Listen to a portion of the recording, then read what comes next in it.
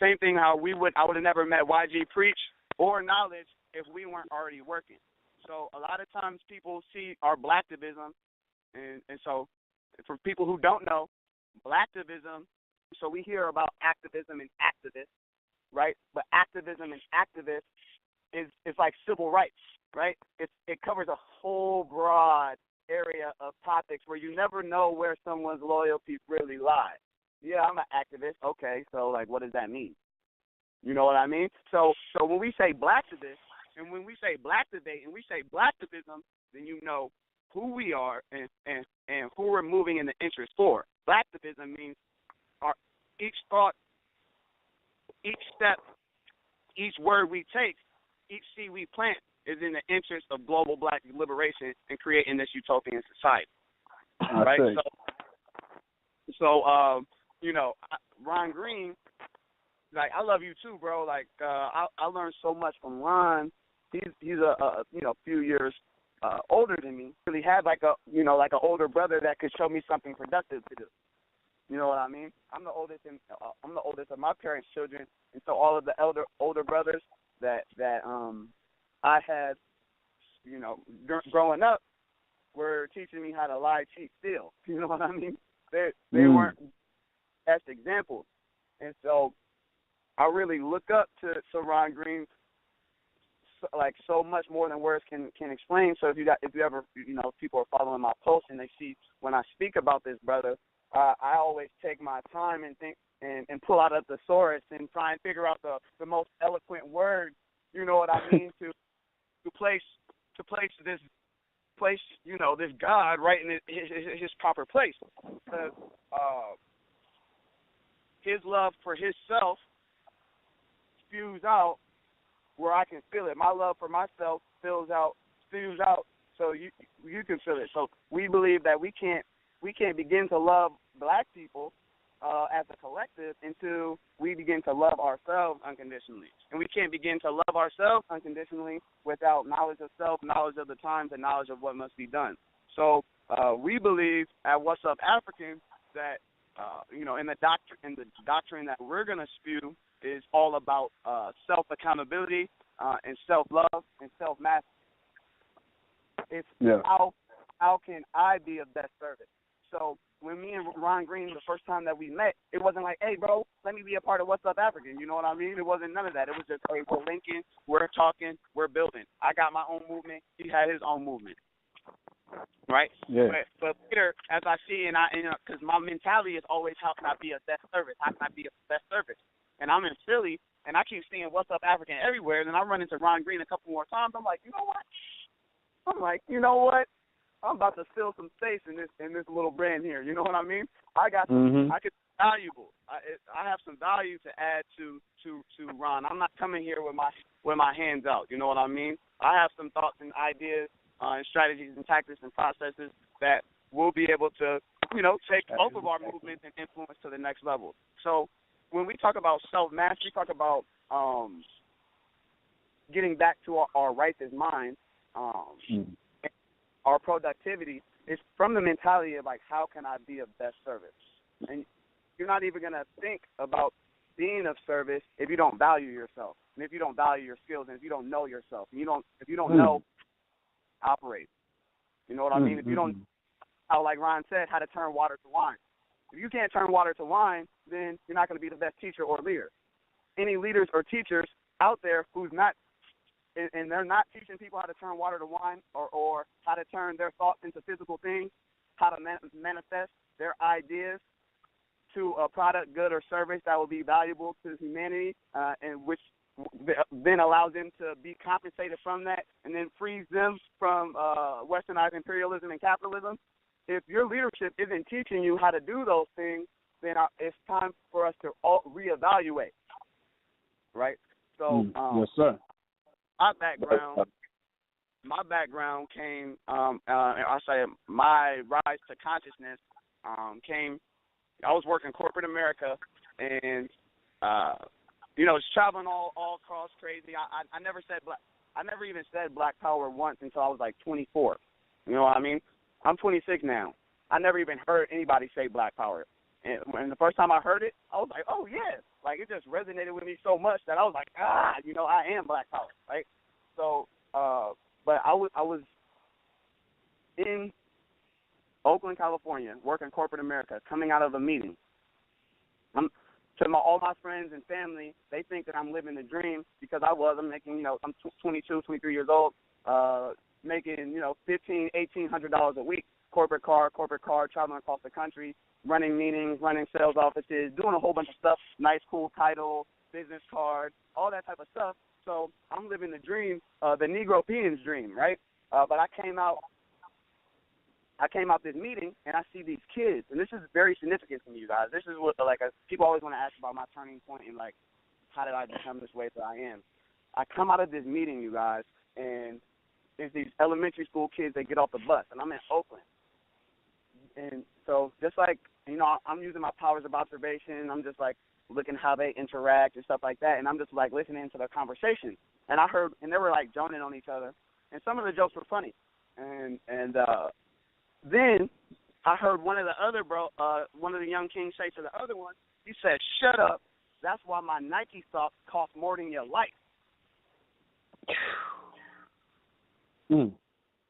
So that's somebody's son who said that, right? So he told his brother, he said, "Shut up. That's why my Nike socks cost more than your life." There, when I heard that, it's like I didn't break down in tears, but like internal tears, like my whole being changed into a completely different creature. My thoughts began to change. I started to think like because his parents didn't teach him that, his teachers didn't teach him that, his pops didn't teach him that. Who taught him that? Then I realized who he's being taught by, and I realized what he was being taught, and I realized that we're still living off those same seeds. Or I'm sorry, I realized that he's still eating on the same fruit of the poisonous seeds that were sown hundreds and hundreds of years ago. And then I began to evaluate, and I'm like, what new seeds have been sown so we could begin to have new fruit? And I didn't see enough things to my liking for me to just dive into someone else's like movement wholeheartedly. So I began, you know, basically started my own and began to seeing myself as the savior of all, like, mankind, you know what I mean? Like, all black people on earth, all black women and children are my women and children. I began to think that mentality. And so, and then I started speaking, but after that, so I left corporate and I started Born Royalty Success and Achievement Club in 2013 when I left corporate. And that's a club of young entrepreneurs. Born Royalty is going to be the most powerful group of young people that ever existed. So I started that, building it, and then the Mike Brown thing happened, and then that's when I became 100% all completely black. I became black first, like, period. Like, people say Black Lives Matter. KLX says Black Lives Matter most. When I say Black Lives Matter most, Black Lives Matter most, Black Lives Matter most, Black Lives Matter most, like, Black Lives Matter most, right? You should see the faces that people look at. You should see how black people look at me when I tell them that their life matters most. When I tell them that their child life matters most. It's like black people never even considered that their lives matter the most to them. It's like Black Lives Matter is a thing. It's like, okay, someone coined that, which is cool, but everything is matter. If you want to talk about a metaphysical perspective of how the world operates, everything matters. Everything is energy. Everything that we see and don't see is energy, and atoms put together in different forms, vibrating fast as hell. So everything matters. Like, Black Lives Matter doesn't say anything. It doesn't resonate with me like Hella Black, Hella Proud does, or like What's Up African, or Stay Black does, or Black Power, right? Black Lives Matter is like, oh, you guys, please stop killing us.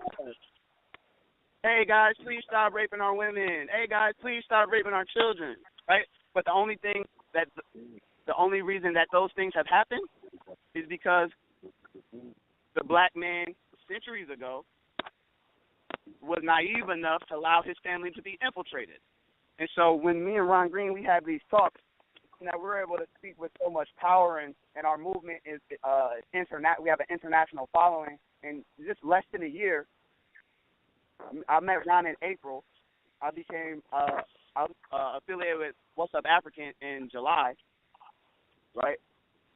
So people think that me and him known each other our whole lives, but I met him in April, and we became business partners in July. But the reason that we're able to attract so many people under our umbrella is because we hold ourselves.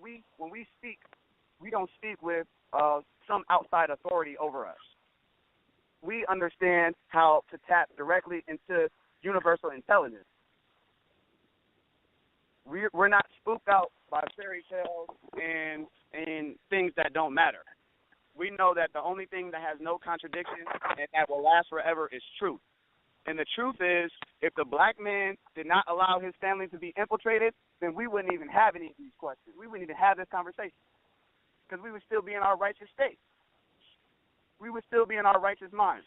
So that's why you never hear or see me or Ron Green saying anything negative about the black woman, because we delegate the accountability for black women from other black women to black women. So we have a group of young queens who are leaders and who will lead their women in solving their issues, right? But I'm a black man, right? And so all black women and children are my family and my responsibility to provide and protect for. You know what I mean? So regardless of her state of consciousness, regardless of how she wears her hair, regardless of her religion, regardless of her complexion, it's my job to make sure that she feels the unconditional love. It's my job to make sure that she knows that she has value. It's my job to bring her from her lowest state of consciousness and inspire her to learn more about herself to rise and increase in consciousness. It's my job as a black man. It's my job for as a black man, provide the opportunity for my women and children to participate in commerce. So we hear a lot of this black power rhetoric from a lot of people, and all they do is talk about white people. You hear so many people, so many so-called black conscious people talking about fuck the white man, and I fell into that trap too when I first got the information. But like what Ron was saying, we have to be able to turn that anger into action. So what I realized, I kept saying fuck the white man, it's like, then I realized it's like, I'm saying fuck the white man, but he's the one who gives my mom a job. I'm saying fuck the white man, but he's the one who gives my girl a job. I'm saying fuck the white man, but he's the one who gave me that. I can't even turn this fucking water on. I can't even get running water. I can't even flip a light switch. We can't even have these phone conversations if it wasn't for the white people who had the ideas to lay these phone lines out. You know what I'm talking about? So in the state that we are now, in 2015, we're almost 100% dependent on a dominant society, to the point where everyone, let's think about this.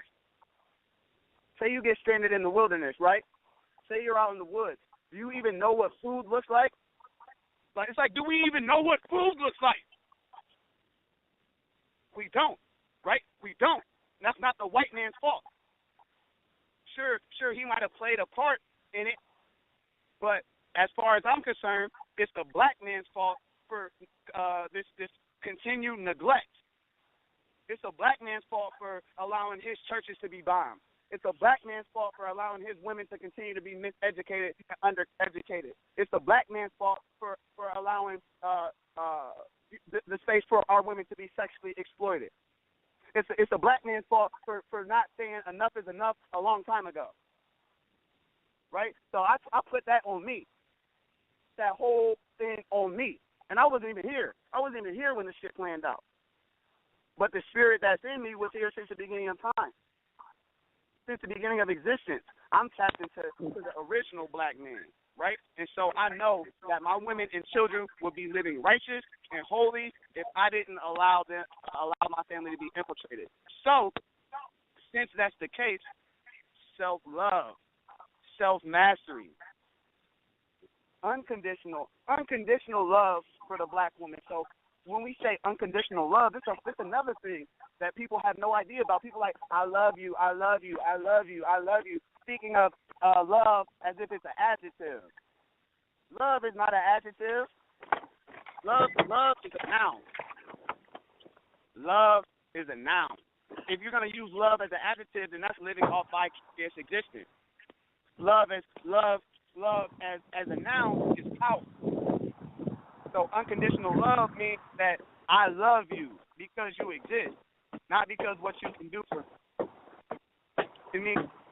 It means I love you because you're black, not because, like, you know what I'm talking about.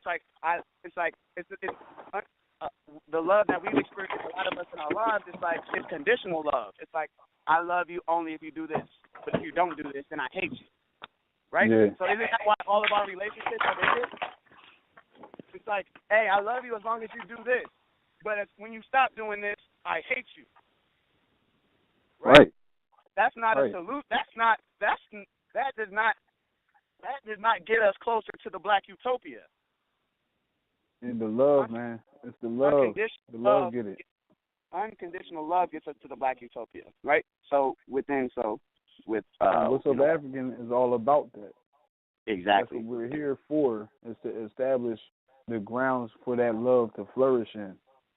Like, when we establish that connectivity between us as black people or African people or whatever you want to call yourself, we all fall under that umbrella, and the love is ultimately what is going to allow us to elevate ourselves.